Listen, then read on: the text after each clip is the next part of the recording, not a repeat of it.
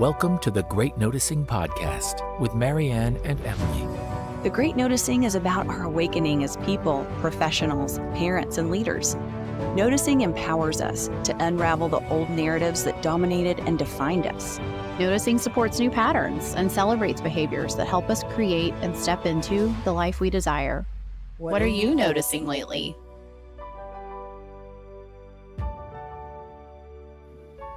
Hello, everyone. Welcome to The Great Noticing. I'm MaryAnn Means-Dufresne. And I am Emily McAnelly. And here with us today is my good friend, Dr. Carly Buxton, PhD. Carly is a historian, an entrepreneur, and user research strategist whose work bridges the gap between academic inquiry and real-world application. Specializing in human behavior and decision-making, Dr. Buxton's approach emphasizes the power of the subliminal mind, very noticing-esque, encouraging a nuanced understanding of users and subjects within their cultural context. Based in Richmond, Virginia, Dr. Buxton is active in the entrepreneurship community, which I have witnessed firsthand, teaches business at the University of Richmond. Can't wait to go to your class next Wednesday, perhaps, and writes books across multiple genres, including nonfiction, historical fiction, and children's picture books. Carly, I know you socially. So how the heck do you also have a thriving social life and do all of this? I feel like we only touched on high level of what you're actually doing. What are you noticing about juggling all of this? How do you do it all, Carly? Tell us. I think the hardest part about having so many diverse interests is when you're expected to describe yourself in a sentence or two. Like we're doing right now. Like essence in one So you grounded it for me with some context about how, I can't exactly answer that. And socially, or meeting someone in a professional setting too, it's kind of like, it's very difficult for me when people say, what do you do? Our society expects us to be able to jump into a box. And that's the truth. Yeah, and jump into one box. And when you want to jump into another, you dispose of the old box and you jump into a new one. And that has never been the way that I have functioned. No matter what I've been doing, I have to be doing a few other things on the side, because if I don't, I get depressed. I lose my sparkle. And it is so important to me to be able to shift gears. And I wish that we as a society could just expect that of one another and not have to ask each other to fit some sort of quick narrative every time we make a connection. Yeah. And it's so interesting because I think in our achiever society, in our achievement-oriented way of being, we need simplicity and we can't handle nuance. Right. So tell me in a few words what you do so I can decide if I'm better than you. Yeah. And if I'm not, then I'm going to figure out something interesting or something that gives me more nuance so I can feel better. I think that's true. Well, and I kind of dread that question for the opposite reason, because I don't have my shame place, like my mean part of myself says, you haven't done all the things like Carly has done, right? Or I have, you know what I mean? So it's like, I go, there used to be a time before I left the previous startup that I was at where I exclusively worked with family. And I hated that question about what do you do? Because I felt the need to go, well, I work with my mom, but that's not all I am. Yeah. Just because I work with my mom doesn't mean I'm not talented and have something to say and important, right? Yeah. Which I think is more about your story, because there was always a way to say that was very impressive. How many people would love to step into a family business and be able to thrive and operate that, you know? Yeah, it's the same for people, stay-at-home moms, for example. I instantly feel for them when people hesitate to say, I'm a stay-at-home mom. I'm a mom. Right now. Like my kids are these ages, because there is just that instant compensation for trying to create an identity that is impressive, or, some sort of story that's going to make people stop and think, oh, wow, she's got something going for her. But the truth is, I just think that it's really hard to encapsulate everything about yourself in a single. Can I share a little bit of what we've been going through, Emily, as kind of as an update to listeners? Of course. And Carly, I want to hear your perspective on this. So this is a big day for us because Emily did a lot of the work preparing for today. and is taking on the role of moving our social media forward and working with our marketing person on this. And this is like a day that I've dreamed of because I've been so absorbed in my money-making business that I've not been able to give the great noticing, which has been a huge fountain and source of passion and growth and development and inspiration and innovation in my life. It's been more like it's on autopilot this last year. And so that's been my experience. Emily's experience has been, for a number of different reasons, needing to be a mom in this season. And every time she would try to climb out, something else was like, "Run, get her, pull her back in," like the ice apocalypse in Richmond. The purgatory of that has been stay-at-home mom for me. And we've had a lot of conversations, and Emily would be like, "No, I can do this. Like, this is what I'm called to do. This is the Lord's will." And then About being a stay-at-home mom, you mean? Like the Lord's Yes. will was me to be at home. Yes. Yeah, I was trying to waterboard myself into thinking that. And, and I'm trying to be supportive because that could very well be it. I don't know what the right thing is, and I can't speak to her. But what I observed was kind of this frozenness of it's a little bit too difficult to crawl out of the situation right now. It's requiring too many resources. And so it's the pain of being at the threshold of change, but not being ready or able, and it not being the right time to cross over. And now Emily is crossing over into this. And so you couldn't have fast forwarded it. And I think that this goes along with the themes that we kicked off this podcast with Emily around power in relationships. Because one of the last straws was it being your job to take care of the house. And like, what? Okay. Do I have to have income to have power in my relationship? Right. So like everything we've been talking about for the last year and a half has now like manifested in our lives in terms of that. And we can't trade that experience for anything because it's about how then we minister in the world. Well, what the word that occurs to me when you describe that is this word like deciding. And I think that it is the human brain is programmed to try to cut to a decision because we have so much difficulty trying to tolerate being in indecision. So that's why like Steve Jobs wore the same outfit every day, or some of these examples that people use all the time because we can Heuristic. So much easier by just deciding something and committing to it. The flip side of that is that then you've decided and you feel stuck and you lack that flexibility that you could have potentially claimed for yourself when in the moment of imbalance. Yeah. I'm a very decisive person, but I can decide something and reverse the decision the very next day. Yeah. I am very flexible with that. And noticing that you can expand your elasticity for indecision. Yes. Yeah. Which is hard to do, but is something that is really valuable to get comfortable with.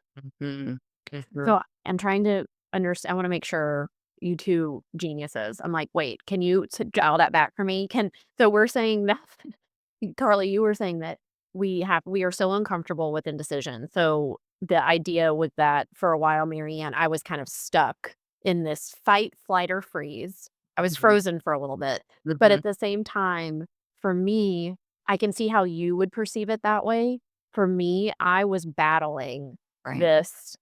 I had to know for myself that staying at home long term was not going to work. I had to try it out. I had to test it. I was in beta phase for testing out being a stay-at-home mom because I went right back to work with both girls. Yeah. And I know that this is my last baby.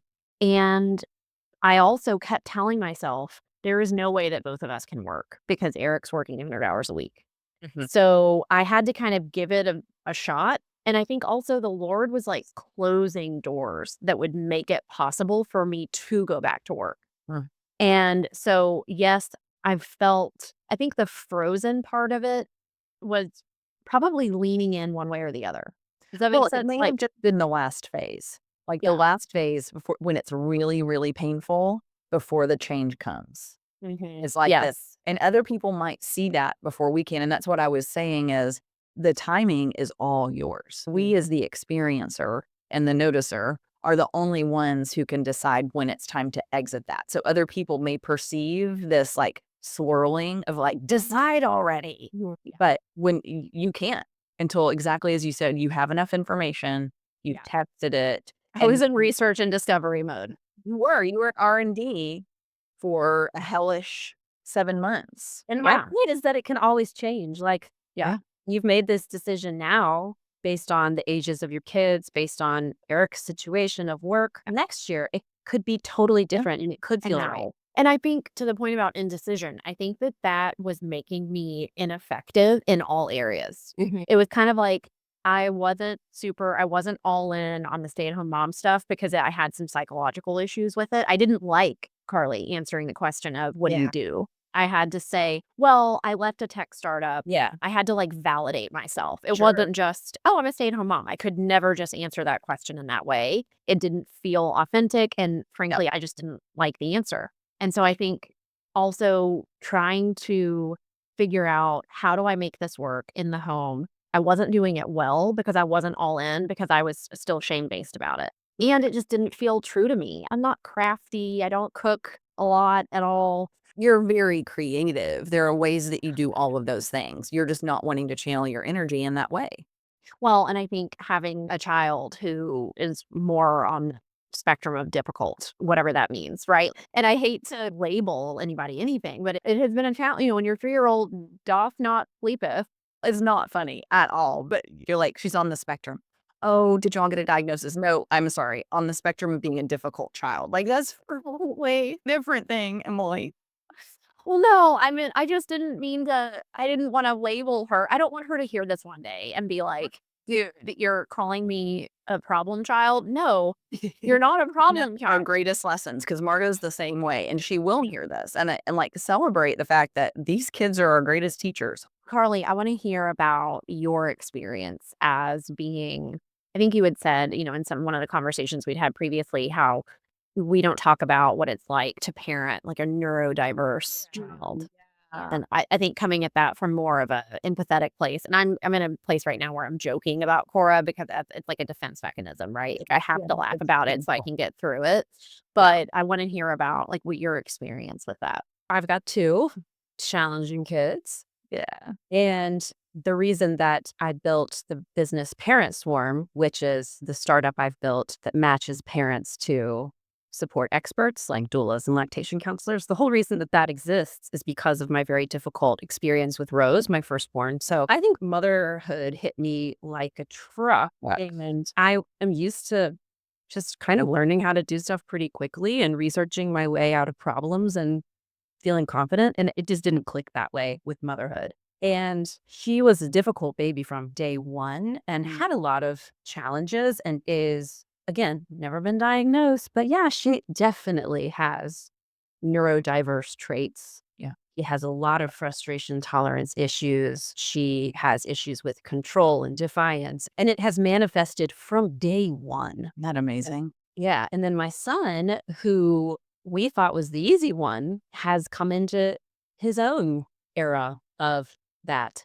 And, you know, his teachers talk to us every week and we're working on all of this stuff and we're working with OTs and specialists. I'm glad to have access to support like that. But what makes it hard for me is that we don't talk about it enough. And what we often see on social media or even just in public is really patient parents like toasting a glass of Chardonnay while their 6-month-old is asleep. That makes me feel so bad. Like, I've never had that moment. And not to say that we need to flip it and like just act so downtrodden all the time. But I think that it's better to be honest with each other. Also realize that people's challenges are different and so real to them. Like, Emily, you with sleep. I don't have a sleep thing going on right now, but like we've had a potty training thing, like accidents at school. Yeah. And it's like every parent is in something very deep. And we just don't have the ability to support each other the way that I wish we could because we kind of bury that. Is this an opportunity to disrupt? Because I see I think, entrepreneurial mission on your, I mean, if anybody could do it in coming from, I mean, it's you. Let's add like another notch to your, that's what I was thinking on is like, resume. what a gift it is that you, with your skill set, your desire to solve, not that anyone wishes this experience on you, but so many people are going through it and you have the capacity to be that resource and already have stepped into that space and to be a voice there. Well, It's incredible. I mean, I tell myself that the way I've answered it is by creating the technology to enable that connection. What I've avoided is doing it on social media because my answer has just been, I can't watch these people. So I don't do social media. I'll unfollow Dr. Becky or like all these people with their tips and stuff. Like, I don't need any more of that. It makes me feel awful. And so I just push it away. And what I think there is an opportunity to do is to try to be on the other end of the seesaw and try to encourage like what y'all are talking about, that level of honesty and authenticity. And holding the space for not knowing. I also think, like, I want to validate multiple things that you said. The last thing about, I've tried the gentle parenting stuff. I've tried using like the formulaic approach to, I have the alert on my phone that's like, they're not giving you a hard time. They're having a hard time. And I'm like, cool, Becky, because that doesn't help me. My morning still sucks. And I'm like, by the time everybody gets out of the house, I'm like, no bra, boobs hanging down to my knees. Like, I'm still sweating, like I'm drenched in sweat. Everyone's finally gone. And I'm like, now what do I am so overstimulated. Now all I can do is like, I'm like shell shock. And it's, and so, yes, I've tried all the things. They have not worked for me. And that in and of itself is so defeating because you're like, I just paid, whatever, some nominal amount, but I still like paid for your freaking course. Yeah. Your freaking course doesn't work for me. And like you said, you go out and about and everybody seems to I've noticed people doing the gentle parenting stuff with their kids. And it seems to be, whether it's working for them or not, like whether the kid is actually responding to it, I've always noticed that the parents seem to maintain their cool. Yeah. And I'm like, is everybody on like a different set of men than me? Because I am full of rage. Yeah. And one of the things that I was said this to you, MaryAnn, the other day, I don't want my kids to notice that I treat them differently in public than I do at home. When people are watching, I can keep a lid on that rage, right? Right. And maybe someone's watching me going, wow, she really talked her hellish 3-year-old off the ledge. That was like, why can't I do that? And I'm like, oh no, at home, I'm like, I use the if language. If you don't do this, you get this bad. And you're not supposed to say that. You're supposed to say when you do this, here's your positive here's your positive thing. And instead I'm like, if you don't do this, I'm going to go outside and get a switch. And I mean, I actually don't. I lack the capacity to do that even in public. Like I try so hard, but I'm amazed by people who are able to pull that off. And I have to interject. I've watched you very closely, Carly. And you have always maintained your cool. I've never seen an instance where you could have gotten everything always seems very with it. So just for the record, outside looking in, you also seem like one of those moms who has all of her poo-poo together and have 13 jobs. It's true then that all of those people we think have it together. But we're not living their experience again. Yeah. Right? And we're watching it through the lens of us and our imperfection and not seeing what they're going through. Right. Exactly. Carly, I want to hear, Mary, this is going to be my question now. What do you do for fun? I love that you don't have a list. I love that you don't know. Well, Thank you. I don't know either. Emily's like, what do we do? What's going on? That's fun. I'm like, hell if I know. I'm crafty, so I have a lot of fun with artistic outlets. Like I do a lot of quilting and I do sewing bags and outfits and stuff for Rose. And I really have a creative outlet of sewing. Sweet. I also love to sing and to perform. So like this morning, I'm like an expert whistler and I whistled and like recorded myself whistling. And I was like, this is so fun for me. How did you develop this skill? My dad's a whistler. There's never a moment that he's not walking around whistling. And so I don't know, it just seemed natural to me. And my family's used to it, but like when my mom is in our house or something, like it drives other people crazy if I whistle all the time. I love performing and acting and like, so occasionally, I mean, Emily knows this, like occasionally I'll do a film or a commercial or just this random stuff that is technically paying me, but it's really just for fun. It's just Occasionally I'll do a film. This is one of my favorite things about Carly is you meet her and she doesn't like to the point, like I'm sure I've asked you early on, like, hey, what do you do? And she'll say something like, oh, I'm a founder of a startup. And then she'll stop there. And then if I were a whistling aficionado and in films and actress. and by the way, a PhD in like Japanese culture, I would be like, it would take me 5 minutes to tell people what I did. Like, I would crave that question. Cindy, Yeah, exactly. I'm like, wouldn't you feel so irritating? Yeah, no, I wouldn't care. I'd be like, I'm so impressive. You're just gonna have to sit here and listen. Like, you asked the question. Like, you I didn't get a lot of work to listen to me. Imagine how. know. I mean, Carly, like, have you always been like this? Like, as a little kid, were you like, I'm just gonna be a genius and do 8,000 things? Well, You've got to write a memoir, by the way. I don't know if I'm a genius, but I would say that I have always had lots of diverse interests. I think that, for example, as a girl, people were often trying to decide, like, basically tell me I wasn't good at math. I loved math. And my college application essay was about how I'm like a walking contradiction, about how, like, I'm a cheerleader and I'm like super peppy and school spirited, but like also I'm a math nerd and, want to do Battle of the Brains. So that has always been core to who I Part of your identity. Yeah. is just like that, like, I dare you to Put me in a box. clean it box. Yeah. Yeah. That's kind of like my rebellious streak, is that I just like to prove people wrong on stuff. I think that's probably what's behind it. It's just, I think it's exciting to keep people guessing. And I think that since I was a little kid, I've been that way. That's kind of like a manifestation of being difficult. Do you remember your earliest experience of having that "don't put me in a box" kind of fire in you? I remember I was really sporty. I played softball and like that was my thing. And then I watched the movie Annie, and those girls were running around singing and like hard knock, like raps and stuff. And I said to my grandmother, I was like, I want to do that. And she was like, I adore my grandmother and I'm like basically her reincarnated. But she was like, oh no, that's for people who are like do performance.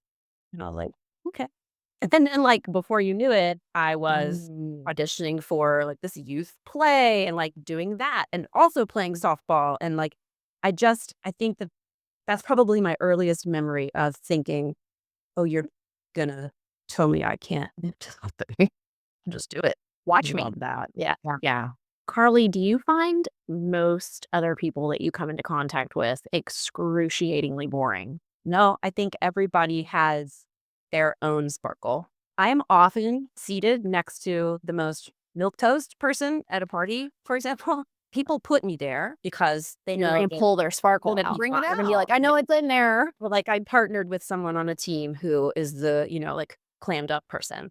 And what I have found is just the way that I handle that is I only ask questions that I really care the answer about. And that's what I teach my undergrads about small talk. Don't ask a question if you don't care about the answer. Ask something that you care about, and then you'll be engaged. So if you love to read, ask the person what they're reading. It's a little jarring for people at first because they expect you to ask them like, what are your summer plans? Or, like Straighten you like scratch the surface stuff. It is jarring, but in my experience, it helps to start off with kind of a little bit of an unexpected foray into your conversation because it's novel and it's more exciting. And so when I interact with people that way, I always find something that makes them tick. I'm in the church choir and I was sitting next to somebody's spouse. Like he's not even in the church choir. We couldn't even talk about music. And turns out he is passionate about oyster conservation. And we went deep on it. And I was thrilled to learn about it. Like I know all these tips now for what I should do with my oyster shells. And I think that man probably walked away from the dinner being like, I'm the most exciting specialist in the world. She was riveted. And I kind of was. So like, I think that there's always some sparkle to find. I love that. Oh my gosh. Clip. Like we're taking that. That's going on the Instagram. Yeah. Like stop asking people. And I do this. I'm not a victim. What's the opposite? I'm a perpetrator of this where I go, what street do you live on? Where do your kids go to school? Like, maybe you do care about that, but likely don't. Yeah, I would go two directions. That this is something I'm going to consider and I'm going to try, because I would have said exactly what you said. Like, what if they don't read? And then it's really about the engagement in the conversation, right? And so when I do trainings or when I've done trainings in the past, I'm taught, and this was a part of the Dale Carnegie curriculum, there's a sequence of questions you can go through, like, where are you from? And you can kind of think of a mind map around how to get to know somebody in a certain amount of time. But the main thing is, if you start on a track of questions, stay in the question and go deeper. So if I do, like, what part of town you live in, or where are you from? Like something that would be a typical question. They say, I'm from Syracuse. Oh, really? Were you born there? Oh, yeah, I was born there. Where is your family originally from there? Well, actually, no, my family was originally from upstate, or I don't know. See, I clearly know nothing about geography. And wow, and then you keep going into that question. Yeah. And then you get to depth that way. Or if it's, what street do you live on? How long have you lived in that house? Is it your forever house? Do you really love it? So you're getting deeper to a more passionate, heartfelt. But your point, you are getting to what they love. Yeah. Right? Hey, noticers, it's a new year. Why not start it with your best skin yet? If you've never experienced the magic of Hannah Azul Korean skincare, you are missing out. Myung Chong has been working her skincare magic for 27 years, creating what's now famously called the Hannah Azul Glow. I've been seeing her for years, and let me tell you, the results are real. My skin feels smoother, brighter, and just better. Her products are packed with medical-grade ingredients that take your glow to the next level. So if your skincare routine could use a reboot, or you just want to feel incredible in your own skin, visit hannahazul.com. That's HANNAISUL.com, and see what the hype is all about. Be sure and visit Myung really soon. Trust me, your skin will thank you, and so will future you.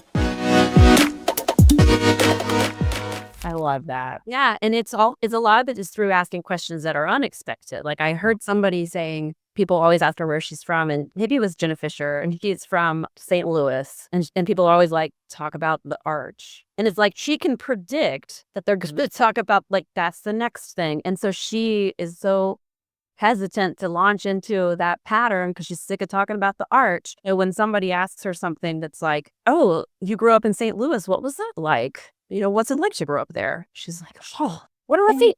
When somebody talks about the arch, they're saying what they know.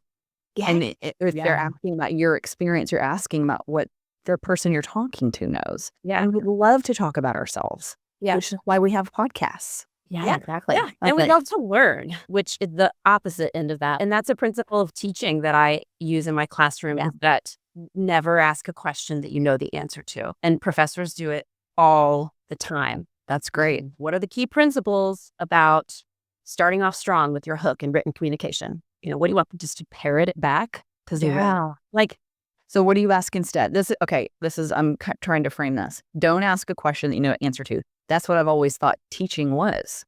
Most teachers do it. That's why. But the goal of teaching is to get them to practice stuff rather than parrot stuff. And so you could give them a challenge. It's like, all right, you're reaching out to a CEO to ask to shadow them for a day. Teddy, how would you start that? What kind of feeling do you want to evoke? Nice. And I don't know the answer, because he might say, well, I'm reaching out to this really, stern lady, and she's really formal. And so I want to make sure she knows my level of interest in her subject. Like, it all varies. And so I can't predict the answer. There is no right or wrong. And that automatically gets your speaking partner into this plane of like, I can't be wrong right now. Yeah. So I can talk freely. Wow. My former CEO, he would ask a question that seemed to be like, oh, this is an opinion that I get to share. And to your point, Carly, there's no right or wrong answer, but there would be a right answer. Yeah. You just wouldn't know it. Yeah. And then he would always say, that's right. He would either confirm or deny your correctness. And then you'd be like, okay, wait, if you already knew the answer, why are you asking me? And I'm just playing your reindeer game. Yeah, I didn't know that I was seriously, and it felt manipulative. Of course, it was manipulative. It's destructive to the flow of a conversation. It deflates people's confidence. And that's not even just a teaching principle. Like, that's a parenting principle. That's a life principle. Conversation. Yeah. Which is exactly the point of why that particular person would do that. Is no longer my CEO. I'm hearing the recurring theme too, Carly, of the situation you described was helping people play in nuance and helping people support themselves in not knowing exactly the answer, because there's no answer and they find it for themselves based on a set of guiding principles. And so it sounds like there are so many ways that you pull that in and support people in that. that's the way people learn. I just see it in their eyes. You know, if you teach them something, you're saying principles, you're teaching, they're not absorbing it. They can't. And everything we know about pedagogy tells us that that is like level one, bare minimum is like telling someone something. Yeah. When they do it themselves, when they practice it themselves, like this is how it becomes muscle memory. This is how it becomes something that they're confident in. And I just try to think about that all the time when I design my classes, when I write something. I'm working on a book right now. It's essentially like the textbook for this class, business communications class. And I've read all of these other books that say, like, here are the things that you want to avoid when you write. Like, you know, here's there. Here's objective and subjunctive. And like a human being doesn't learn that way. To read a bunch of rules in a book, you don't learn that way. You're going to remember? No, it does. It's useless. And yet it's in every book. It's that way. It's like writing principle, this, as though that's going to help us write. So what I've designed is an assessment tool. It's a quiz. It's so that people can, do they know these like principles, these kind of core rules of grammar and style? And then they see the answers and they decide if they know it or not. And then they know what they need to practice or learn more about or talk to me about and build the skill set. So we have to, I'm just fascinated in the ways that we need to shift instruction principles and like idea sharing principles just to make them match the way the human brain gets excited about absorbing and enacting information. Yeah. It's fun. It's almost like you're like gamifying it. Yeah. Gamification is like one of the core principles for how to do this. I'm trying to put language to this. It's playing in the gray, playing with nuance, being comfortable with not knowing. Is there common language that you use for kind of this principle? Playing in the gray is one that I've not used, but I think that really does capture it. I often talk about it as gear shifting or like multitasking. I do think that that lends itself probably too much to productivity language, and I think that that can be destructive. The way I would describe it is like what you said, playing in the gray. Also, I call it thinking a lot. Like last night, my husband Garrett and I, like we've been kind of mismatched on like our energies lately. He comes in, he's like, wants to show me funny videos and like talk and all this stuff. And that's, You want to talk? Ew. Last night, he got so tickled. He got so tickled because I said, I have a lot of thoughts that need to be thought. Oh, wait, you said that or he said that? I said that. I was like, I have so many thoughts that need to be thought. And he's like, just starts laughing and he's like, Oh, okay, but that is like, I just think what helps me is that I have this sort of plane that I enter that is a thinking and cogitating and dreaming and imagining. And it is tactile for me because I do a lot of like analog pen and paper stuff. And I have to, that's the most fun of my day is when I can have a moment just to think my thoughts and not make any decisions about them, but put them down and dream and get inspired. Okay, 3 book titles for you. The Art of Not Making a Decision. Ooh. Thoughts Need to Be Thought. And you kick off with the story. And you were noticing and how much it opened up for you, like, because there's boundary setting in that. So this is me and my husband where like I'm taking on the role of the traditional male, like come home grumpy, blah, blah, blah. And then he's like, how was your day? I'm like, I need to go to my man cave and have a beer. Yeah. But like I'm in that space where all this is whirling and swirling. I don't usually feel like I can say, or I don't allow myself to say, hey, I've got thoughts that need to be thought. I need to process and think right now. That's such a beautiful way and a kind way, the way that you did it, that made your husband laugh instead of feeling like, oh, she doesn't have time for me. Or she, like the last couple of weeks, Matt's like, I miss you. I'm like, I miss me too. We'll get through this. Like, we're going to get there. There's a third one. It'll come to me in a minute. But it's like a lifestyle. Carly, you are a lifestyle. You're How do we? Your lifestyle. I don't know. I think that a huge part of it also is like, it's not necessarily the way everybody works, right? Like some people are just not built that way. Some people don't have the financial like freedom to be that way or the upbringing to be able to think thoughts like because they're trying to work really hard and pay their bills. When I often think about, wow, you know, the way I approach the world is really interesting. I have this voice also in my head that's kind of like, don't talk about that too much because you're spoiled. No. No, ma'am, you are carving out a space. Not everything is for everybody, right? Not everybody is going to grab onto noticing right away. But there will be a time in our lives that we realize we've gotten so fast paced, we've gotten so decisive, we've gotten so believing that we're right every minute that we've forgotten about the possibility of being wrong or being in the process of decision making for longer than we should be.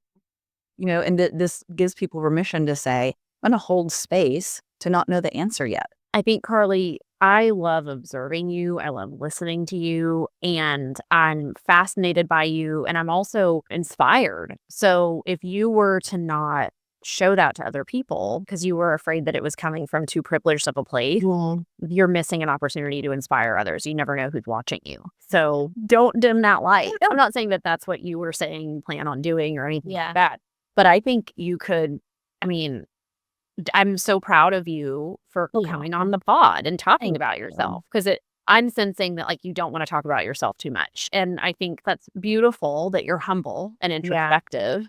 But I'm like, girl, talk about yourself more. This, please. This is really interesting. I want to hear more about, tell me about Japan. MaryAnn. She's also been a flight attendant. She's done all these, we have not scratched the surface. We've got to have a segment. I'll tell a snippet of, this is a great gear shifting snippet. I pursued East Asian languages and civilizations for my PhD. It's a long story about why I got into Japan and started learning Japanese. But in the end, it really has to do with a friend I met. We hosted a student. And we are the same person. She's Japanese and I'm American. So she's still one of my closest friends. And I got really into Japan. And I just dived deep on stuff, right? So I studied that in college, started pursuing my PhD. And I thought, I am not enjoying how isolated this doctoral program is. I need something else. I need to flex something that's totally different. But I want to use my Japanese, right? I want to practice. I want to do something other than translate documents. I want to speak it. And so I went to Google and searched for jobs that required Japanese. And at the time, Delta was hiring Japanese speaking flight attendants. So I applied. It's a really hard job to get. There are all these forums dedicated to how, the interview process and all this stuff. I didn't know any of that. I just leapt in and got a job offer and passed the Japanese exam. And before you knew it, I was training to be a flight attendant. I was still a graduate student.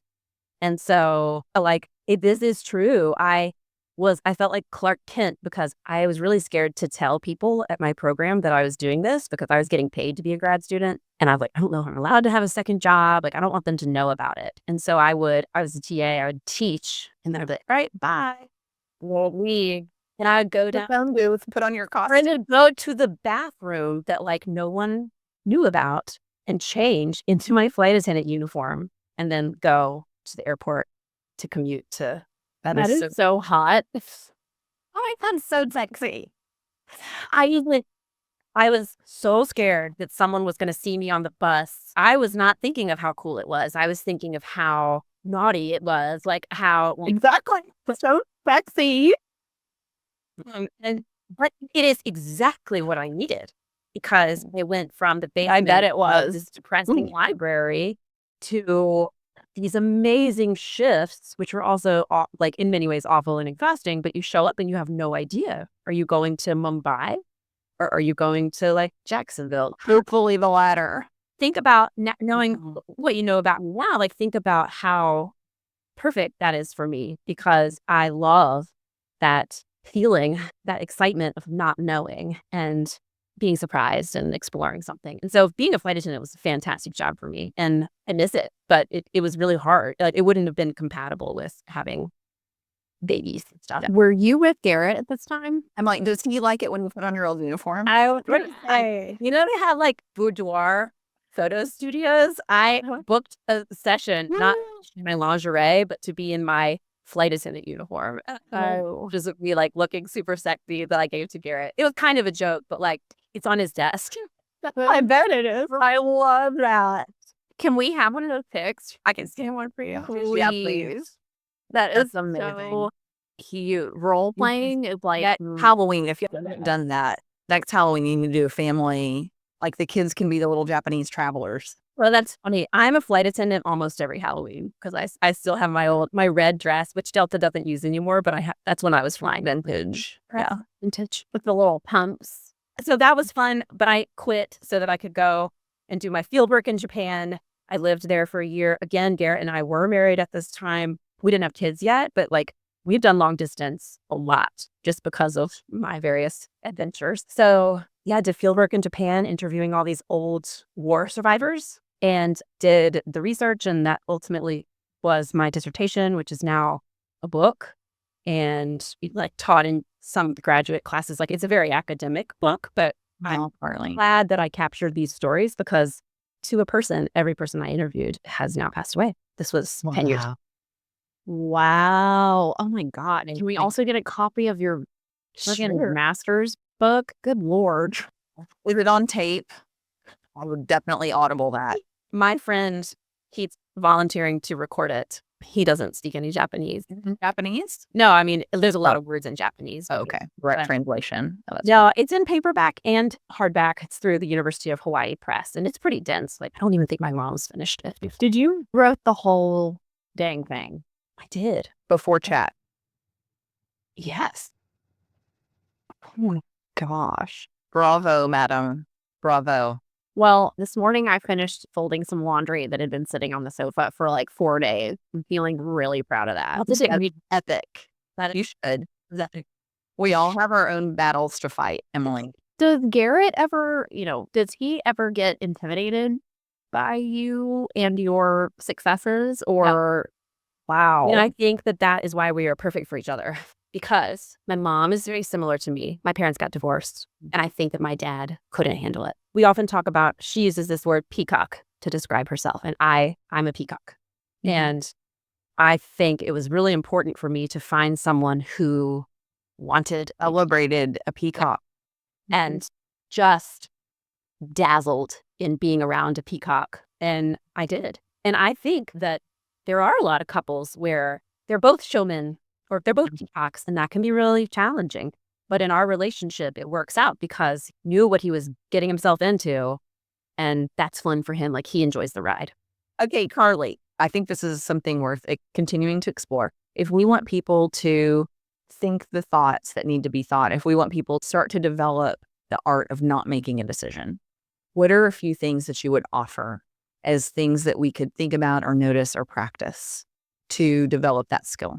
What's most important to me would be to recommend de-technologizing yourself, because our technology, our calendars, our note apps, our social media platforms are all built for the single track human being, the productivity minded human being, and they do not lend themselves to creativity and exploration. And so if somebody is like, I want to think my thoughts, I would say, get yourself an analog desk, a corner of your house where your phone is not there, your computer is not there.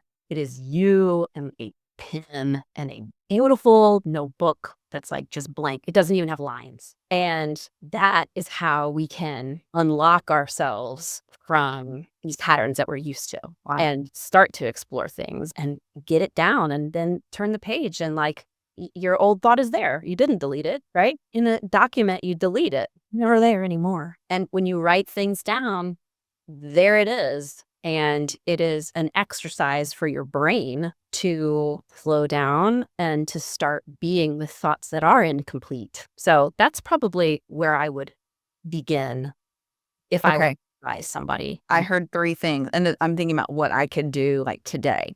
So first, detect yourself. Yeah, I'm imagining this like technology right now is helping me scale my business. So I'm thinking I need to be like 90% technology, but what percentage of my time could I dedicate to de-teching? So maybe that's 30 minutes a day, or maybe that's 30 minutes twice a week that I say no technology. So de-tech, at least in some capacity, write. So write your thoughts. And then I heard in that, like we say about noticing, don't judge. Yeah. And then 3 for me would be schedule this time to be repetitive. Yeah. I like the way you broke that down. And if people are even like, I can't carve out analog time for myself, one tiny thing you could do is I stopped wearing my Apple Watch even though I had the notifications off, I found that I would get to a stoplight and I'd check my email. Yeah. But I couldn't be still. And so even just getting rid of that is like a step one of distancing yourself a little bit from that constant tether to our tech.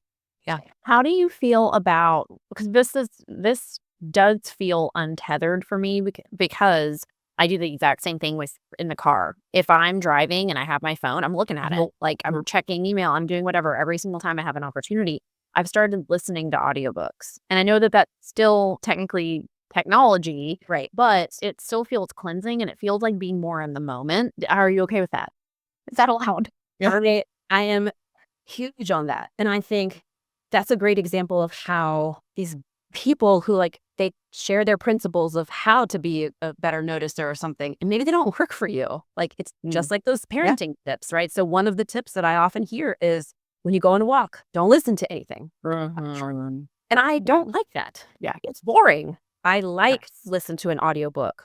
I like to catch up on my favorite podcast. Society would make me feel guilty about that and would say, oh, you trying to notice? Like, get that earbud out of your ear. I don't follow rules because they're rules. I follow rules because they help me and feel right for me. You test something out and then you decide. Like everything is a suggestion. Everything is an experiment. Right. Based on what somebody else has processed or learned. Right. And it may or may not be the right path. Right. I mean, ethically, it is sound that yes. What in bounds. Yeah. Carly, what's next for you? I know you have more plans on the horizon. And from your book that you're going to be writing. Yes. So that's the biggest focus for me right now is writing the book for business communications. I found that my students, they are Gen Zers. They are petrified to stand in front of a crowd. They've been behind a screen. They've done classes through COVID. Like they lack the confidence and ability to stand up and organize their thoughts extemporaneously without panic attacks, essentially. Yeah. Yeah. And so I see that as a huge need of my students and of their generation that I would like to encourage. I'm not really like a online course person or like, I don't know how, but I am drawn to that need from my students and their peers right now. And I was talking about it with Garrett, and he's like, that's not just Gen Z. Like, that's a lot of people who would benefit from learning more about that and practicing stuff. So that's kind of my core interest right now. And I think the door is open. I might do more with acting. I don't know. Like, love it. Great. It's amazing. I will pay you to give me some acting lessons because I feel like I missed my calling there. That would have been so much fun. That's something I want to challenge myself to do from like almost like an inner child healing perspective. Is what are the things that I would have pursued had those been encouraged? If I showed I had an affinity for music, like never taken any singing classes, whatever, I would really like for you to teach me that. I mean, there are more professional people than I who could teach you a better job. I know, but it would be so fun and give you my. In all of your free time when you're not, actually doing things that matter, I want you to focus on me. Oh my goodness. Carly, thank you so much for joining us. What a pleasure to hear your philosophy. I know I've been stretched a little bit today. And what would you say? I'm still trying to figure out how we can have you on again because I feel like, again, we've only scratched the surface. Part one. And I want us to see each other more often because I think you're fascinating and you're so sweet and fun. And I want you to consider me to be interesting. So I would like. I'm very lucky. Like, please rub off on me. Friendship that I would bless. So you two may be comrades. I love it. I'm thrilled that we have been brought together by life. Thank you, Carly, so much for joining us, sharing your time with us. And thank you, everyone, for joining us for another episode of The Great Noticing. We can't wait to see you again soon. Please like and share our content. And remember to let us know what you're noticing. Bye, everybody. Thanks for listening to the Great Noticing podcast. Don't forget to rate and review us on your favorite podcast platform. And for more information and to keep up with MaryAnn and Emily, visit thegreatnoticingpodcast.com. And remember, what are you noticing lately?